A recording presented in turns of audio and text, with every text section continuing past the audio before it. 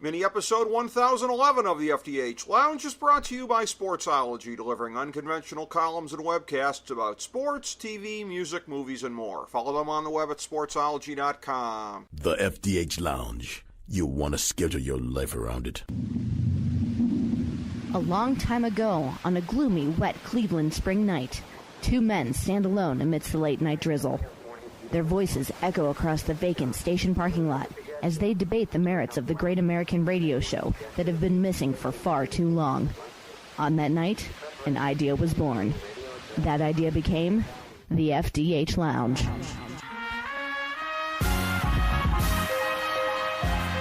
Welcome to the FDH Lounge. Hello, everyone. Welcome to FDH Lounge mini episode number 1011. This is FDH managing partner Rick Morris here today with one of my fellow FDH Lounge original dignitaries, Chris Galloway, and we are convening for him to analyze our annual FDH top 32 players in the NFL list. We do this for all sports and for MLB, for NBA and NHL as well, the major sports in North America, and we go by number of teams in a league in the sport. So it's an average of one player per team. The NHL list expanded from the top 30 to the top 31 this past time around, for example. So we go through, and so that is the cutoff point. And if we were drafting teams, this is the FDH rankings that I have put together, non-fantasy. This is all the way around.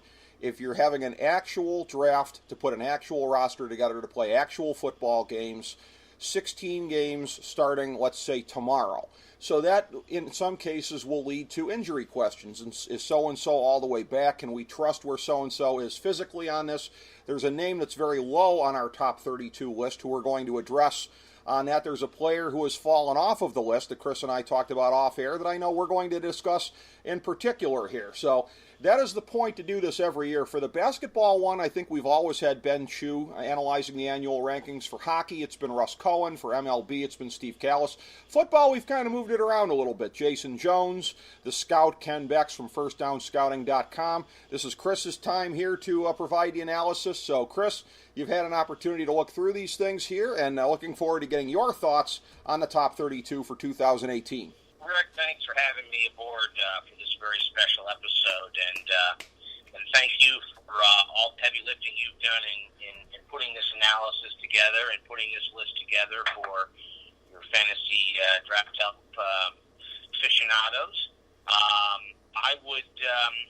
I have a number of questions, as you referenced in your intro, and some thoughts on a bunch of these players. I would start off by just pointing out to folks at home, obviously, if we were actually drafting today as a GM of an NFL team and you had the next 10 years, you were looking at the next 10 years to building a franchise, these wouldn't be your top 32 players. I would just point that out in terms of, you wouldn't choose a Tom Brady at the end of his career. However, if you were to build a team just for 2018, that is where this ranking is focused. And I would also point out that there's not a lot of daylight between number 1 and number 32 when you're talking about 32 best players in the NFL. And a lot of this analysis will be eye of the beholder, as they say. Absolutely, it always is. And again, this can be found in our great annual guide, Fantasy Football Draftology 2018, available on the main page at fantasydrafthelp.com and the FDHLounge.com. Just get it right there for all your fantasy and non-fantasy needs for this season. Page 11 specifically is where you can find our top 32 list. And again, we always note where guys came in on the list last year. So biggest jumps, biggest falls, whatever from the list. We always begin such a segment by examining the guys who fell off the list. In the case of guys towards the bottom, again, it's always important not to overthink this because it is such a fine line. There's a lot of guys who are near the bottom of the list who aren't on it just because it's hard to stay on the list from year to year. You miss by a blink in terms of what your previous year's production was, and if you were low on the list, you probably won't be on it this year. A perfect example of that is Mike Evans. Nothing wrong with him.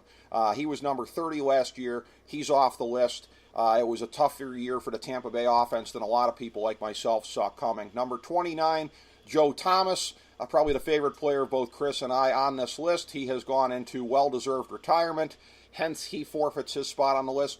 Jadeveon Clowney, 28. Again, nothing necessarily wrong with him, but just hard to stay on the list when you're that lower down when there are other great candidates emerging. Same thing with Trent Williams, number 25. Number 22 last year, Cam Chancellor. Again, availability, a question with him. Looks like he's not really going to be around. David Carr, 21, kind of a tough year. Marcus Peters, 18. Matt Ryan, 17. Vic Beasley, 15. Again, we had a lot of other players emerging on here. Patrick Peterson, 14. Cornerback is always a tough spot to repeat on in terms of positions on this list from year to year. Eric Berry, 13. Domkong Su, 10. And again, if he had had such a great year, he wouldn't have gotten cut in the first place. Still a formidable player, but I think not what he was at one point. Looking to see if he can get it back with the Rams, surrounded by great talent there. Richard Sherman, 9, kind of the same thing. If he was still worth what he was getting paid, cap problems or no, he'd still be in Seattle. Number 8, Odell Beckham Jr., the highest guy from the list a year ago, not on the list right now. Chris and I talked about this off air, and again, I know that he does not find my explanation completely persuasive, but that's okay. That's the nature of these things here. For me, it came down to any kind of injury with the leg. You're coming back from it the next year. He looks great thus far, keeping in mind this list was actually put together in the last couple of weeks, so before camp started, albeit I did figure in the OTAs and that kind of stuff, but it's hard to know what to make of that. So erring on the side of being conservative, Odell Beckham Jr., the highest guy to miss the list, Chris. Yeah, I think it's important to, that we start off with the folks who just missed the list. I mean, starting with future Hall of Famer Joe Thomas. As you said, well-deserved retirement. I'll take umbrage with that, even though I do love Joe Thomas. Damn it, Joe, we needed one more year out of you. Yep. I'll say Joe that. Thomas on the line for the Browns, and who would have been the only Brown on this list of 32. I think the Browns could have potentially been legitimately looking at the possibility of a wild card playoff spot. As it turns out, Joe's departure is going to probably, as you and I have discussed off air, is probably looking at creating a scrambled egg mess in terms of the efficiency of that line and how the coaches are not going to probably handle it well. And so we're going to see a degradation there that is probably, unfortunately, unavoidable. So I would also, it tells me a lot when I look at this list of 32. As excited as Browns fans are about the season and how much better the roster is, there's not one player in the top 32. So when you look at that, you can say, hey, boy, they're not going to compete for a playoff spot. Now, I would want to ask you a question as it relates to Browns. Sure. Before I get into the rest of these, which is Josh Gordon is obviously healthy. He is obviously, we've seen the Instagram videos. The man is chiseled out of marble. If he comes back, is not suspended, and plays for the Browns, is he likely, if you knew he was going to play, would he be in your top 32? He probably would be. And that's the whole thing here, is that this is a list where we're putting together, if there are any questions about you, you're either not likely to make the top 32, or if you are a particularly great talent, you'll make the bottom of the list. Spoiler alert on what we're going to be talking about with the bottom of the list. So, yeah, that's... Okay, so that comes into how I was going to question your number 32. Okay. So that makes sense then. So, and I would too. I would say that would be my caveat. If Josh Gordon comes back, and there's rumors it's going to be later this week, and we are talking right now, it is August 12th. Yes. If he does in fact come back later this week, as is rumored, and he is not suspended, which it doesn't sound like he's going to be, Gordon would be one of these top 32 players for sure. So that would give a Browns player in the top 32. Moving on, David Carr, I assume you mean Derek Carr. Derek Carr, yes, typo. Yeah. I would say, yes. David's actually doing a pretty good job in the studio doing some NFL analysis. You win the grand prize for uncovering the typo. Yes, you're right about that. There it is. That's it. That's right. And I don't want to. I'm sorry. I don't want to be that guy. I'm not trying to be that guy. Hey, you misspelled there with an. Yeah, we get it. We know. I will tell you. I think you're wise to drop Derek Carr out of the top 32. He had a lousy year last year, and I don't think it's going to improve. I'm one of the people that believes and has believed since they hired him that this Gruden reunion with Oakland, or soon to be Las Vegas, is going to be a dumpster fire. I think Gruden has been out of the game for too long, 10 years. When I look at his public statements about things like analytics and wanting to run the football and just be a running team, I think he's not only looking back 10 years, he's looking back 20. And that's not going to fly in a league where the rules are designed for a passing game now, where the rules on defense and things of that nature and helmet rules and it's all designed to give a passing offense every advantage. I don't think, and I think we've seen from Gruden's stewardship so far of this team, whether it's the Khalil Mack situation, I think he's going to be a disaster. And I would point out that for all those who've been in love with Chucky, who's been sitting on the sidelines doing ESPN videos for a decade, other than his Super Bowl run with Tampa Bay, where he was handed Tony Dungy's team of Pro Bowlers, and then was asked to defeat his former team where he knew all the players in their system, he's not been a good NFL coach. I mean, I'm sorry. The guy has been below average. And what all this, love affair is that the public has, and I know for years Browns fans have, we're hoping that, let's get Gruden. And please no, let's not. I think it's going to be a disaster. So I think Carr off that list, 100%. I don't think you're going to see especially with that receiving core, you're not going to see an improved year out of him. You talk about guys off the list, Matt Ryan. Matt's a great quarterback, in this league, but he needs the right situations. He would not be the kind of guy that could carry a team like Tom Brady. Right. He's shown that.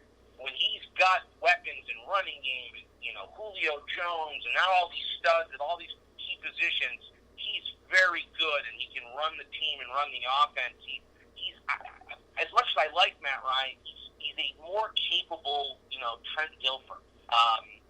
With just a little bit more skill set, but carry a team he can. And I think if you're going to be a quarterback in the top 32 on this list, you better be able to carry your team. Matt Ryan has shown that he's not that guy. As good as he is, and this is not a knock on him, he is a good quarterback. Right. When you talk about staying healthy, Eric Berry, there's a guy who could be in the top 32, but we don't know where he's going to be injury-wise. When you've defeated cancer and you've had a couple years of injuries and then the severity of the injury last year, at some point it has a wear on the body and you're just not able to make the plays physically that you used to. And I worry with Eric Berry that despite that big contract Kansas City gave him, warning Browns fans as it relates to John Dorsey, Eric Berry's a guy that we might see a big drop-off from. Possibly. In terms of his play. And I don't, he is a talent, don't get me wrong, but it's the human nature of the fact that, A, you're getting older, B, you've overcome, he has been through the ringer physically, and at some point that stuff catches up, and for an NFL player, it catches up quicker. Odell Beckham, he'd be in my top 32.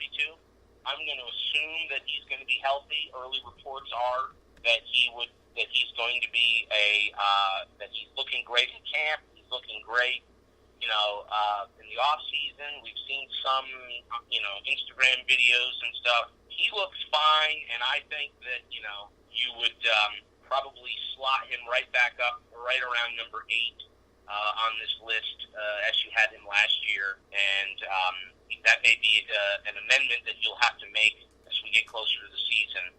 Maybe reconsider this list as we know who's healthy and who isn't, in the week before Game 1. That is, it's possible that he gets back to that, and I think it's fairly likely that he does. But here's the thing, too. I'm going to circle back to what you'd said before, and that is about the tightness of the list from 1 to 32. This is the first time we've done it, and I think in any of the sports, in any of the Big Four sports, where I didn't have a first tier and a second tier. Sometimes I even have a third tier within the realm of where we're going here. So, not to be a weasel, but it's possible that he's still on the first tier while I don't have him in the top 32, because I think it's safe to assume the top 32 probably extends, or the top tier, I should say, extends beyond 32. So I'm not necessarily disagreeing that he's a top tier player, because of the unprecedented nature of this list and the tightness of where everybody is bunched up this year. I just didn't have him in the top 32, but that was an interesting point there. And to go to what you said before, as far as number 32, we'll start there. We'll back up to maybe about 25 or so. We'll take these in chunks. Number 32, he was 32 a year ago,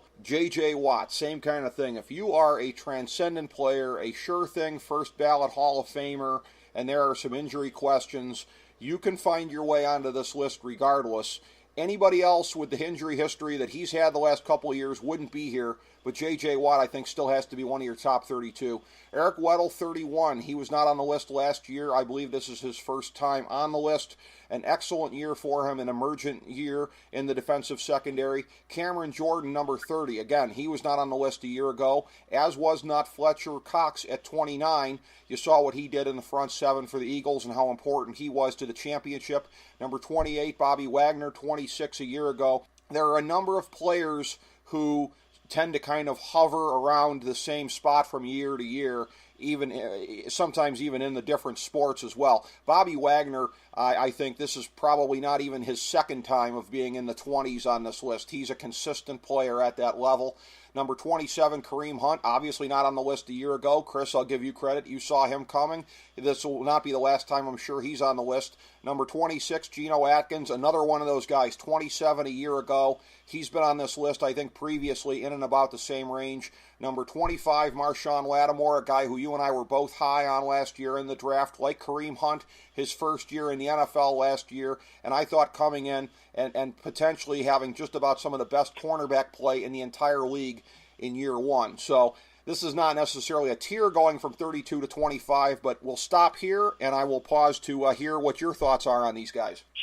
Well, I mean, when we get into J.J. Watt, let me ask you, because you sort of referenced as a potential Hall of Famer. Let's say J.J. Watt's, the rest of his career is injury-riddled the way it's been the last couple of years, where he's missing half of the season or more repeatedly again and again, shoulder, leg, whatever injuries. If that's the case, is he a Hall of Famer? I'll go by the Terrell Davis precedent, and I believe Gale Sayers is a Hall of Famer.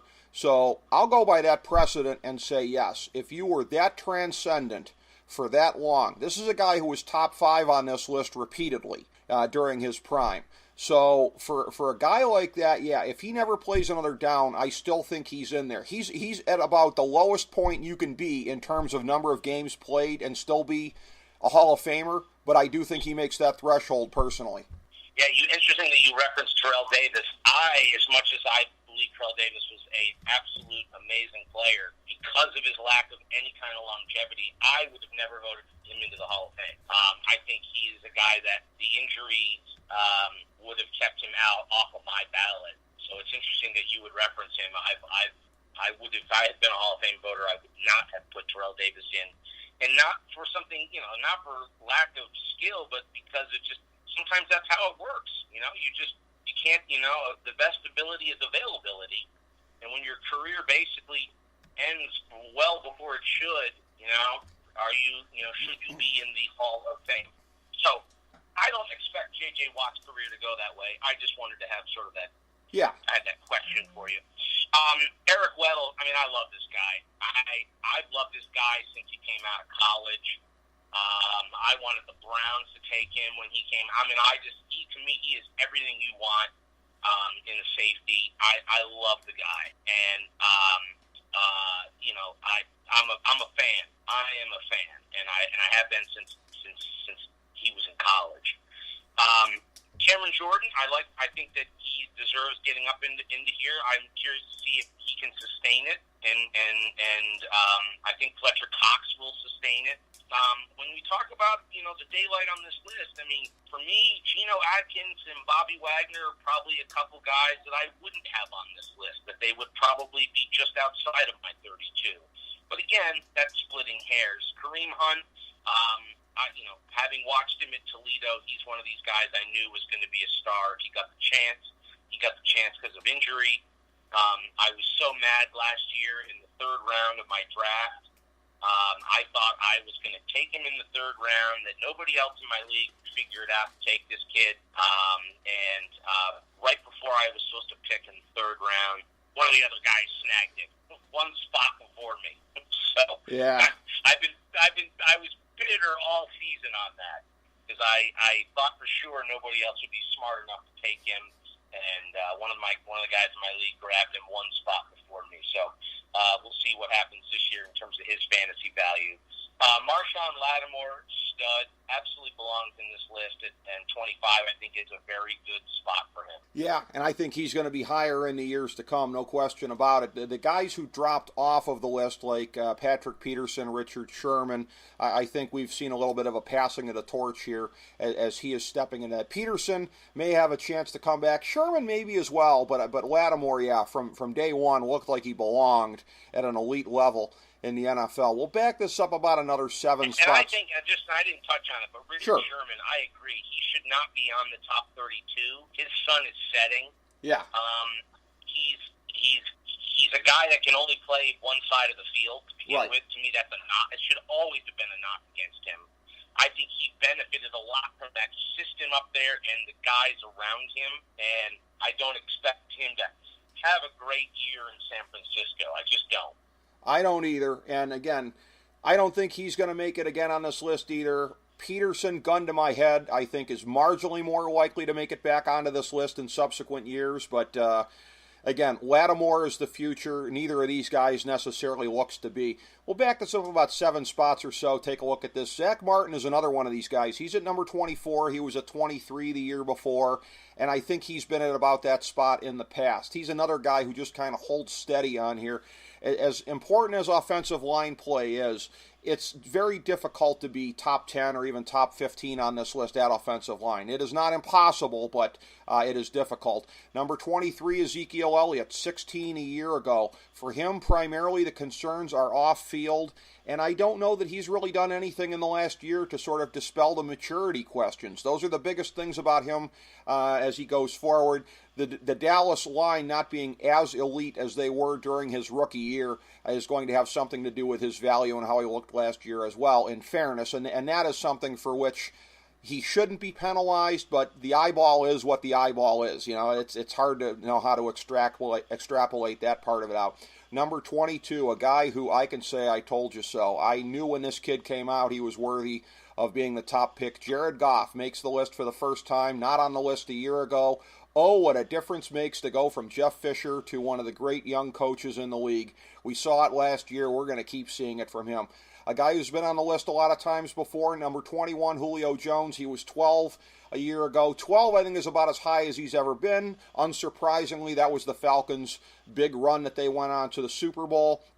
And again, he's been a fixture on this list for many years. He's never been the best wide receiver in the league, but he's always in the conversation. He's always on the top tier.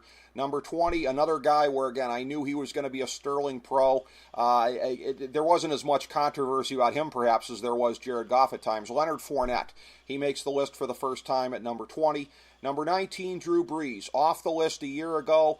That's a guy where you're always just waiting to see. You're always holding your breath. Is that guy going to turn old suddenly? But he had a great year last year and proved that he still belongs on the list.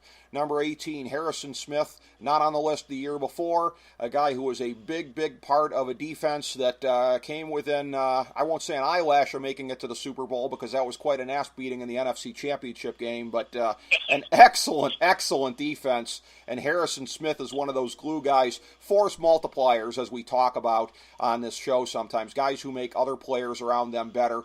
And then we'll throw number 17 in here as well. Jalen Ramsey, not on the list a year ago, like Marshawn Lattimore, instant impact when he got a chance to play. So from 24 back to 17. Take it away, Chris. I completely agree with your Zach Martin ranking. He is a stud, and I would say, it's appropriate because, how high can you have a guard? And I think if you're a guard and you're in the top 30, that's the ultimate compliment. Yep. He is a textbook. If you were on, in a science lab, if you were going to make a guard, he's it. I think it's interesting that you have him and number 23, Ezekiel Elliott, right next to each other. Zeke obviously dependent on Zach Martin, right? For his rankings. I think a lot of people might take umbrage with your ranking of 23 for Elliott, and I'm not going to. And here's why. I think that yes, the line is going to be not quite as good. It's still a very good line. But if everybody's healthy, the line should be sufficient for Zeke. I think the problem for the Cowboys, what I fear is the receiving core will not be good enough deep to put fear in those safeties, and you're going to see a lot of teeing off on stopping Elliott from opposing defenses, and that could degrade his overall yardage this year, and along with a slightly, the line not quite as good, half a step not as good, could see a little bit of a deterioration in some of his numbers, especially if and a lot of this is predicated on whether that Dallas receiver core steps up. I'm a big fan of Gallup. I think he was a great pick out of Colorado State by my Cowboys. I don't know why a lot of other teams didn't have him rated higher. So far in camp and preseason, he has looked like a really good draft pick for the Cowboys. So that may prove not to be the case, and then Zeke ends up being valued more. Jared Goff has, do you own a Jared Goff jersey? Because I've not known a guy who loves Jared Goff more than you. I mean, it is a man crush. I mean, I remember, literally 2 years out from him coming out, and you were, cough for Goff, and we want Goff, and you have had the man crush on him for as long as we can remember. And does not last year with the Rams finally expose what a god-awful coach Jeff Fisher really was? Yeah. That, he used to get a lot of credit for 8-8 because people thought, well, they're not very good. Boy, he really coached them up to 8-8. Maybe all these years he was coaching them down to 8-8, or 7-9. When I've heard things about Jeff Fisher getting another job, and I think to myself, who would make that mistake? What franchise would say, yep, let's turn to this guy and bring him in? I think, now, all that being said, I think your rating of Jared Goff is probably a little high. Okay. I don't think he's proven as much as, say, Matt Ryan. And I would say that I want to see it. I want to see it a little bit more before I, frankly, put him in his top 32. Those reports last year of McVay basically calling a lot of the offense and helping Goff from the sidelines during games, I'm intrigued by. That to me is a little bit of a flag, if accurate, that physically he has the ability. I don't think anybody questions it, but maybe he was struggling in terms of his ability to fully digest the offense. That doesn't mean in year 2 he won't, but I don't know that he wants yet at this time to be on this list of 32. Okay. I want to see it again. Julio Jones is probably a little low. He's a top 3 wide receiver in this league, top 4 wide receiver in this league. But as we say, daylight being daylight, it's hard to argue. He's number 21. The guy's a stud. The Falcons' offense operates as well as it does because of him, and maybe he should be a few spots higher, but it's hard to really argue once you get into this point in the list anyway on where exactly. And then you read Leonard Fournette. I mean, listen, my whole take on Leonard Fournette was if he can stay healthy, the guy's a beast, and he showed it last year. Just an absolute beast. That team, when you look at the offensive efficiency of Blake Bortles and that team when Fournette was on the field versus when not, it just tells you everything how important he is. Yep. to that franchise. Drew Brees, I can't believe you haven't had Drew Brees on this list. The guy's been doing it forever. What have you been waiting for? He's a Hall of Famer. What proof are you waiting for? Well, I don't know. This could be the year that he doesn't throw for 4,000 yards. Like, what? Okay. I mean, fair enough. I mean, what's Drew Brees got to do to your love and respect? I mean, my God. You had Jared Goff as a junior in college, sophomore in college, slated for the Hall of Fame. Drew Brees is still trying to earn your love. It's unbelievable. I'm a harsh master. Harrison Smith, man, yes, force multiplier. I mean, you talk about a guy that just burst on the scenes and made you go, wow. I mean, what an addition by the Vikings, and a lot of people are probably sitting at home going, who? And if you're one of those people going, who? Then get out your Google machine and find out. Yep. Jalen Ramsey, best cornerback in the league. I could argue that he probably should be a little higher. But 17 is nothing to sneeze at when you look at overall talent in the league. He is to that defense what Leonard Fournette is to the Jacksonville offense. Yeah, I think that's very clearly the case. It's wonderful for them to be able to have that kind of talent on both sides of the ball. For Jared Goff, I will say this, that I think it is inarguable. Perhaps people would argue this, but the exquisite touch on long passes, accuracy on long passes, to me, is one of the most precious resources in the league that you can possibly have. Guys like Brandon Weeden that can throw it 80 yards or a dime a dozen. You give me a guy that can drop that ball on a dime way down the field. And I saw that in Jared Goff way back in his time at California, and that's what had me excited. So just to answer that, to me, accuracy on the deep ball. Yeah. I'm with you. The guy physically, he can make all the throws. He's got a beautiful touch, and he's accurate. I think for me, I want to see it again. I want to see it from the football IQ side. Sell me. Fair enough. And, and again, I will say this too. I called it, I don't know to that degree. I knew the Rams were going to be improved. I knew the Rams made a great hire in Sean McVay. I'm a big believer in bloodlines, so that was part of it as well. He had a great assistant coaching record coming into there. He also had a grandfather who had a lot to do with putting together the 49ers dynasty in the 80s, and it's a thing where I hate to even mention this, but I will. Old friend Joe Lindway, who I did some programming with at the Late Lamented Sports Talk Network, and he was a salesman there as well.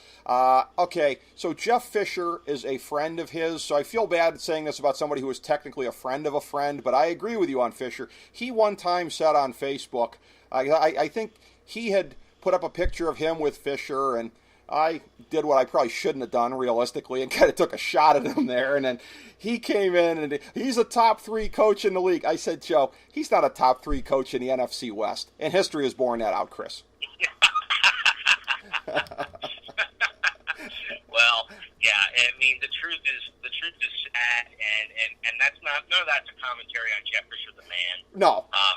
But, I mean, it's just, there's also some truth to the fact that the game is changing, back to my Gruden comments. Right. And I think Jeff Fisher, I think, his style and the way he likes to play and all the rest of that, it's very much rooted in the 70s and 80s. And that's just, that's not today's game. And I think that there are times when the game just passes a coach by. Yep. And they go from being a good coach to not being a good coach.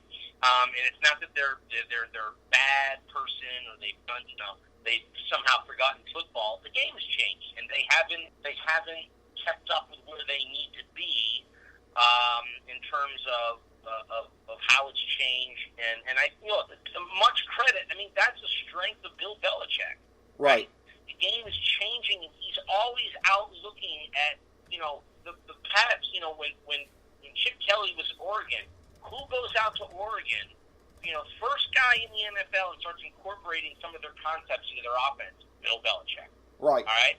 And it's that willingness to get out and we all know Bill's a master of the rules and the changes and how that can affect what you do on the field. He incorporates all the elements of the game into how he coaches, and that's why he's a good, dare say it, a great coach. Also, Tom Brady. So, that's not, you're not taking a shot at Jeff Fisher, the man, and I understand that. But I had another thought on something, and I've lost my train of thought. But anyway, I'll give you this as far as it goes with Jeff. I'll bail you out on that. As far as it goes with Jeff Fisher, I'm surprised the guy never got, in terms of what you said about the way that the league is evolving and keeping up with it, how has that guy never gotten a nationwide commercial endorsement? Isn't he the epitome of life comes at you fast? It might actually be slow. It's not like it changed overnight. It's like it's not like the asteroid strike and the dinosaurs went out. I mean, it was a slow evolution, and Jeff still didn't keep up. That's true. But can I just say, God, will you give Drew Brees some love, for God's sakes? Okay. All right. Yeah. Just give Drew some love. Fair enough. And it's safe to say, another great year, and he'll be higher on the list next year. I can promise you that. As we bring the show to a close, we would like to extend our deepest gratitude to NBC, CBS, ABC, Fox, all Clear Channel affiliates, TNT, TBS, USA, UPN, Deadspin.com, YouTube.com, YTMND.com, MySpace.com, various blogs, Fox News, CNN, CNBC, MSNBC, IamBoard.com, Billboard.com, Google.com, ESPN, ESPN2, ESPN News, ESPN Classic, NBA TV, NFL Network, Sports Time Ohio, Athlon Magazine, Comedy Central, Cartoon Network, The Boomerang Channel, QVC, BET, The Spice Channel, Steno Notebooks, Manwich, Papermate Office Supplies, waitresses, strippers, bartenders, garbage men, janitors, microwave popcorn, the writers of The Office, Scrubs, Entourage, My Name is Earl, Oz, Metalocalypse and the Boondocks, Aquafina, and The Periodic Table of Elements.